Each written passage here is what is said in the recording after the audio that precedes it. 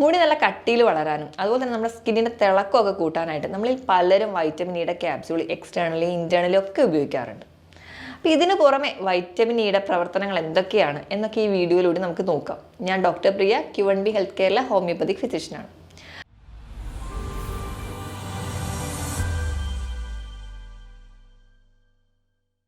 Vitamin E എന്ന് പറയുന്നത് naturally നമ്മൾ നോക്കുകയാണെങ്കിൽ അത് 8 തരത്തിൽ നിലനിൽക്കുന്ന ഒന്നാണ്. പക്ഷെ നമ്മുടെ ശരീരത്തിൽ അബ്സോർബ് ചെയ്യുന്ന ആൽഫോ ടോക്കോഫെറോൾ എന്ന് പറയുന്ന ഒരു ഫോം മാത്രമാണ്.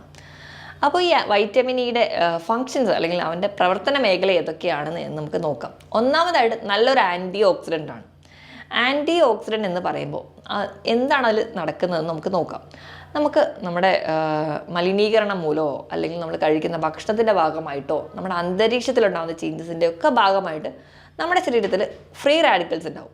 ഫ്രീ റാഡിക്കൽസ് ഓക്സിഡേറ്റ് ചെയ്ത് കഴിഞ്ഞാൽ നമുക്ക് ഒരുപാട് ദോഷങ്ങൾ നമ്മുടെ ശരീരത്തിൽ നടക്കാറുണ്ട്. ക്യാൻസർ പോലുള്ള ഗ്രോത്തിനൊക്കെ കാരണമാവുന്ന ഒന്നാണ് ഈ ഉണ്ടാകുന്ന ഫ്രീ റാഡിക്കലിൻ്റെ ചേഞ്ചസ്. അപ്പോൾ ഈ ഒരു ഫ്രീ റാഡിക്കലിൻ്റെ ഈ ഒരു ഓക്സിഡേഷൻ പ്രോസസ്സ് തടയുന്ന ആൾക്കാരെയാണ് നമ്മൾ ആൻറ്റി ഓക്സിഡൻ്റ് എന്ന് പറയുന്നത്. അതായത് വൈറ്റമിൻ ഇ ഒരു പരിധി വരെ നമ്മുടെ ശരീരത്തിൽ ക്യാൻസർ പോലെയുള്ള ഗ്രോത്തിനെ തടയാൻ സഹായിക്കുന്ന ഒരു വൈറ്റമിനാണ്.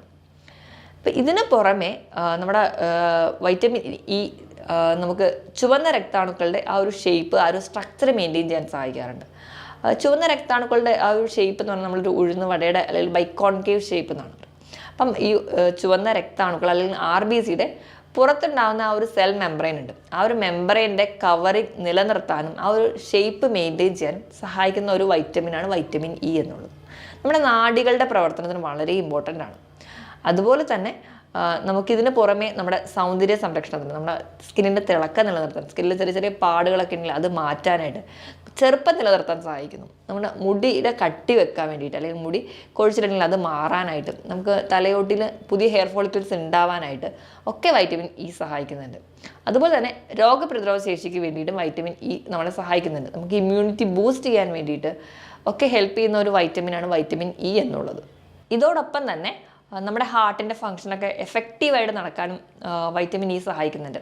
നമ്മുടെ ഹാർട്ടിൽ അല്ലെങ്കിൽ രക്തക്കുഴലിനുള്ളിൽ ചെറിയ ചെറിയ ക്ലോട്ടൊക്കെ ഫോം ചെയ്തിട്ടുണ്ടെങ്കിൽ, അങ്ങനെ ഒരു ഹാർട്ട് കംപ്ലയിൻ്റ് ഒക്കെ ഉണ്ടാവാൻ ചാൻസ് ഉള്ള ആൾക്കാർക്ക് നമ്മൾ വൈറ്റമിൻ ഇ എടുക്കുന്നുണ്ടെങ്കിൽ അല്ലെങ്കിൽ വൈറ്റമിൻ ഇ അടങ്ങിയ ഭക്ഷണങ്ങൾ കഴിക്കുകയാണെങ്കിൽ ഈ വൈറ്റമിൻ ഇ ഈ പറയുന്ന ക്ലോട്ട് അല്ലെങ്കിൽ ഈ പറയുന്ന പ്ലേഗിൻ്റെ ഉള്ളിൽ നുഴഞ്ഞു കയറി അതിനെ അങ്ങ് ബ്രേക്ക് ഡൗൺ ചെയ്ത് കളയും. അതുമൂലം നമുക്ക് രക്തം കട്ട പിടിക്കുന്നത് അങ്ങ് മാറുകയും അതുവഴി നമുക്കൊരു ഹാർട്ട് അറ്റാക്ക് അല്ലെങ്കിൽ ഹാർട്ട് ബ്ലോക്ക് ഒക്കെ ഒഴിവാക്കാൻ പറ്റും. ഇതുപോലെ തന്നെ കൊളസ്ട്രോളിൻ്റെ കണികകൾ നമ്മുടെ തലച്ചോറിലോട്ട് പോകുന്ന രക്തക്കുഴലിൻ്റെ ഉള്ളിൽ കട്ട പിടിക്കാൻ ചാൻസ് ഉണ്ടെങ്കിൽ അതും അലിയിപ്പിച്ച് കളയാൻ വൈറ്റമിൻ ഇ സഹായിക്കും. അതുവഴി സ്ട്രോക്ക് നമുക്ക് പ്രിവെൻറ്റ് ചെയ്യാൻ ഒരു പരിധിവരെ വൈറ്റമിൻ ഇ സഹായിക്കുന്നുണ്ട്.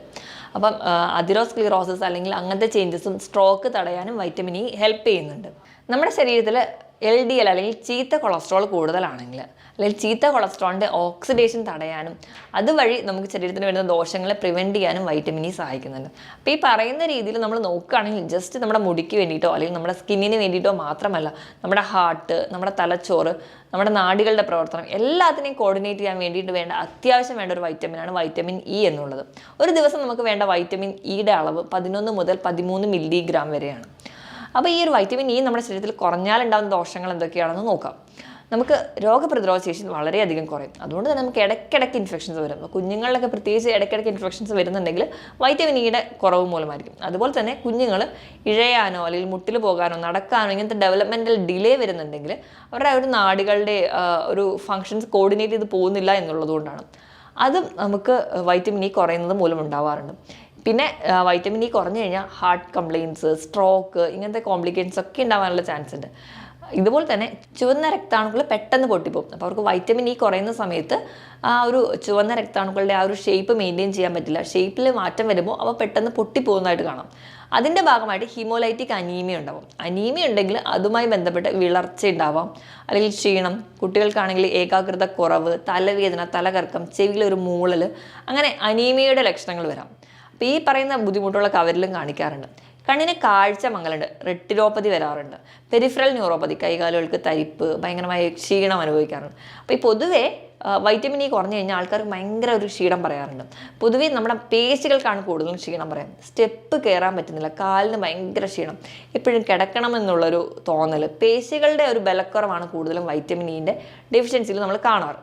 ഈ പറയുന്ന ബുദ്ധിമുട്ടിനോടൊപ്പം തന്നെ നമ്മുടെ സ്കിന്നൊക്കെ ഭയങ്കരമായിട്ട് ചുളിവ് വരിക, നമുക്ക് ഏജ് ഭയങ്കരമായിട്ട് തോന്നിക്കുക, നമ്മുടെ പ്രായത്തിനേക്കാളും കൂടുതലായിട്ട് ഏജ് തോന്നിക്കുക, മുഖത്ത് ഭയങ്കര പാടുകൾ വീഴുക, കണ്ണിനടിയിൽ കറുപ്പ് നിറം വരിക, ഇതൊക്കെ വൈറ്റമിൻ ഇ കുറയുമ്പോൾ തോന്നിക്കാറുണ്ട്. അതോടൊപ്പം തന്നെ മുടി കൊഴിച്ചിൽ, നമ്മൾ മുടി കൊഴിച്ചിലിന് എണ്ണ മാറി മാറി തേക്കുന്നുണ്ട്, പക്ഷേ യാതൊരു റിസൾട്ടും കിട്ടുന്നില്ല. ചിലപ്പോൾ വൈറ്റമിൻ ഇയുടെ അഭാവം മൂലമായിരിക്കും ആ ഒരു പ്രശ്നങ്ങളൊക്കെ ഉണ്ടാവുന്നത്. അപ്പോൾ ഇതൊക്കെ തന്നെ ഒന്ന് റെഗുലേറ്റ് ചെയ്താൽ തന്നെ ഒരു പരിധി വരെ നമുക്ക് ഹെൽത്തി ആയിട്ട് ഇരിക്കാനും പറ്റും. അപ്പോൾ നമുക്ക് ഒരുപാട് ഫങ്ഷൻസ് നമ്മുടെ ശരീരത്തിൽ ചെയ്യുന്ന ഒരു ഇമ്പോർട്ടൻ്റ് ആയിട്ടുള്ള ഒരു വൈറ്റമിനാണ് വൈറ്റമിൻ ഇ എന്നുള്ളത്. അപ്പോൾ ഈ വൈറ്റമിൻ ഇ പൊതുവേ ശരീരത്തിൽ കുറയാനുള്ള കാരണം ഒന്നും നമ്മൾ കഴിക്കുന്ന ഭക്ഷണം അത്ര ഹെൽത്തി അല്ലാത്തതുകൊണ്ട്, രണ്ടാമത് കൊഴുപ്പടങ്ങിയ ഭക്ഷണങ്ങൾ നമ്മൾ കഴിക്കുന്നില്ല എന്നുള്ളത്. കാരണം കൊഴുപ്പിൽ അലിയുന്ന വൈറ്റമിനാണ് വൈറ്റമിൻ ഇ എന്നുള്ളത്. Vitamin A, D, E and K, ഇത്രയും 4 വൈറ്റമിനാണ് കൊഴുപ്പിലടിയുന്നത്. അപ്പോൾ നമ്മൾ കൊഴുപ്പ് അടങ്ങിയ ഭക്ഷണം, നമ്മൾ ഹെൽത്തി ആയിട്ടുള്ള ഫാറ്റ് അടങ്ങിയ ഭക്ഷണങ്ങൾ കഴിക്കുന്നില്ലെങ്കിൽ വൈറ്റമിൻ ഇൻ്റെ അബ്സോർപ്ഷൻ കുറയും. ഇതല്ലാതെ ഈ പ്രായം തികയാതെയൊക്കെ ജനിച്ച കുഞ്ഞുങ്ങളാണെങ്കിൽ അവരൊരു കംപ്ലീറ്റ് ഡൈജസ്റ്റീവ് സിസ്റ്റം ഒന്നും ആവാത്തതിൻ്റെ ഭാഗമായിട്ട് വൈറ്റമിൻ ഇൻ്റെ അബ്സോർപ്ഷൻ കുറയും. അപ്പോൾ അങ്ങനെയും വരാം. അപ്പോൾ ഈ പറഞ്ഞ കാരണങ്ങളൊക്കെയാണ് പ്രധാനമായിട്ടും വൈറ്റമിൻ ഇയുടെ ഡെഫിഷ്യൻസി ഉണ്ടാവാനുള്ള കാരണം. എന്തൊക്കെ ഭക്ഷണം കഴിച്ചാലാണ് നമുക്ക് പൊതുവെ വൈറ്റമിൻ ഇ കിട്ടുക എന്ന് നോക്കാം. നമ്മളെല്ലാവരും ഏറ്റവും എളുപ്പത്തിൽ നമ്മൾ ഫുഡിൽ ഇൻക്ലൂഡ് ചെയ്യാൻ വേണ്ടി നോക്കുന്നതിനേക്കാളും ഉപരിയായിട്ട് ഒരു സപ്ലിമെൻ്റ് ആയിട്ട് അങ്ങ് വൈറ്റമിൻ ഇ എടുത്താൽ മതിയല്ലോ എന്നാണ് നമ്മളെല്ലാവരും വിചാരിക്കുക. പക്ഷേ എപ്പോഴും നമ്മൾ ചിന്തിക്കുക, വൈറ്റമിൻ ഇ എന്ന് പറയുന്നത് നല്ല റിച്ച് ആയിട്ടുള്ള ഒരു ആൻറ്റി ഓക്സിഡൻ്റ് ആണ്. പക്ഷേ ഈ ആൻറ്റി ഓക്സിഡൻറ്റ് പ്രോപ്പർട്ടി നമുക്ക് കിട്ടണമെങ്കിൽ വൈറ്റമിൻ ഇ നമ്മൾ നാച്ചുറൽ ഫോമിൽ തന്നെ കഴിച്ചിരിക്കണം. അതായത് ആൽഫ ടോക്കോഫെറോൾ എന്ന് പറയുന്ന ഫോമിൽ തന്നെ നമുക്ക് കിട്ടണമെങ്കിൽ നമ്മൾ നാച്ചുറൽ ആയിട്ടുള്ള ഫുഡ് തന്നെ കഴിച്ചാൽ മതി. അപ്പോൾ അതിനുവേണ്ടി ഏതൊക്കെ ഭക്ഷണം കഴിക്കണം എന്ന് നോക്കാം. അപ്പോൾ ഏറ്റവും ഇമ്പോർട്ടൻ്റ് ആയിട്ട് നട്ട്സ് കഴിക്കുക. നട്ട്സിൽ സൺഫ്ലവർ സീഡ്സ്, ബദാം, ഇതൊക്കെ നമ്മൾ സ്ഥിരമായി കഴിക്കുക.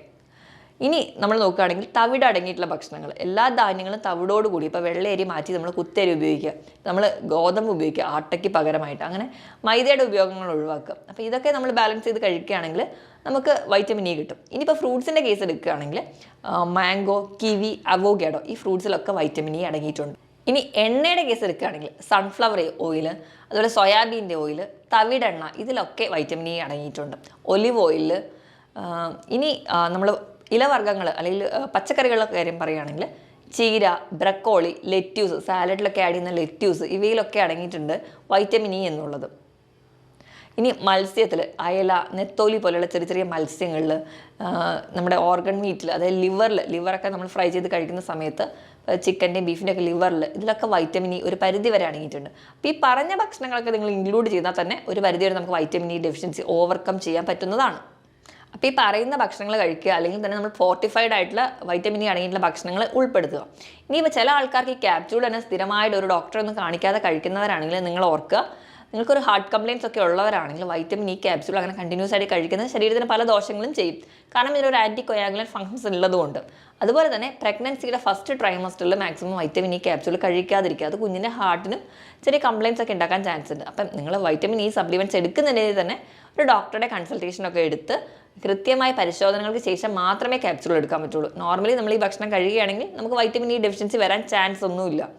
ഇനി നമുക്ക് ഇതുപോലെ തന്നെ ഇൻറ്റേർണലി നമ്മൾ കഴിക്കുന്ന പോലെ തന്നെ എക്സ്റ്റേണലി നമ്മുടെ സ്കിന്നിന് ആ ഒരു ഡ്രൈ സ്കിന്നുള്ള ആൾക്കാരാണെങ്കിൽ കുറച്ചുകൂടെ സ്കിൻ സോഫ്റ്റൻ ആവാൻ, സ്കിന്നിലെ പാടുകൾ മാറ്റാൻ വേണ്ടിയിട്ട്, സ്കിന്നിൻ്റെ തിളക്കം നിലനിർത്താൻ വേണ്ടിയിട്ടൊക്കെ നമുക്ക് വൈറ്റമിൻ ഇ ഉപയോഗിക്കാം. അപ്പോൾ അതിന് വേണ്ടിയിട്ട് ഒലിവ് ഓയിൽ അല്ലെങ്കിൽ വാസലിനൊക്കെ എടുക്കുക, അതിനകത്തോട് വൈറ്റമിൻ ഇയുടെ ക്യാപ്സ്യൂൾ പൊട്ടിച്ചിട്ട് അത് നല്ലപോലെ മിക്സ് ചെയ്ത് നമുക്ക് എക്സ്റ്റേണലി യൂസ് ചെയ്യാം. പിന്നെ മുടി കൊഴിച്ചിലിൻ്റെ പ്രശ്നമൊക്കെ ഉള്ള ആൾക്കാരാണെങ്കിൽ, താരനൊക്കെ പ്രശ്നമുണ്ടെങ്കിൽ നമ്മൾ ഉപയോഗിക്കുന്ന വെളിച്ചെണ്ണയിൽ, അല്ലെങ്കിൽ നമ്മളിപ്പോൾ ചില ആൾക്കാർക്ക് വെളിച്ചെണ്ണ കാച്ചിയിട്ടാണ് ഉപയോഗിക്കുക. അപ്പോൾ അങ്ങനെ സമയത്തൊക്കെ ആ കാച്ചി കഴിഞ്ഞാൽ അത് തണുത്ത് കഴിയുമ്പോൾ വൈറ്റമിൻ ഇയുടെ ക്യാപ്സ്യൂൾ തന്നെ പൊട്ടിച്ച് മിക്സ് ചെയ്തിട്ട് തേക്കുകയാണെങ്കിൽ ഒരു പരിധി വരെയൊക്കെ നമുക്ക് മുടി കൊഴിച്ചിൽ കുറയുക, താരനൊക്കെ കുറയാൻ വേണ്ടി സഹായിക്കാറുണ്ട്.